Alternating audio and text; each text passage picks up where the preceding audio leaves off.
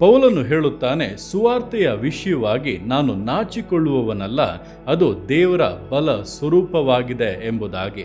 ಅಂದರೆ ಅವನಿಗೆ ಕೊಡಲ್ಪಟ್ಟಂಥ ಸುವಾರ್ತೆ ಸೇವೆ ಏನಾಗಿದೆ ಎಂಬುದನ್ನು ಅವನು ಅರಿತು ಅದರ ವಿಷಯವಾಗಿ ಸ್ವಲ್ಪವೂ ಕೂಡ ನಾಚಿಕೆ ಪಡದೆ ಹಿಂಜಾರದೆ ಅದನ್ನು ಮಾಡುವುದಕ್ಕೆ ಮುಂದಾದನು.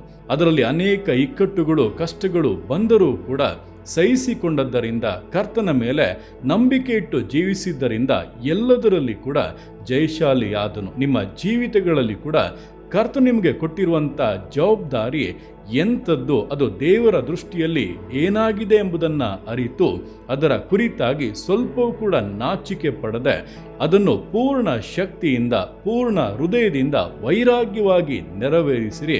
ನಿಶ್ಚಯವಾಗಿ ತಡೆಗಳು ನೀಗುವುದನ್ನು, ಇಕ್ಕಟ್ಟುಗಳು ಬದಲಾಗಿ ಆಶೀರ್ವಾದಗಳು ಉಂಟಾಗುವುದನ್ನು ನಿಶ್ಚಯವಾಗಿ ಕಾಣುತ್ತೀರಾ?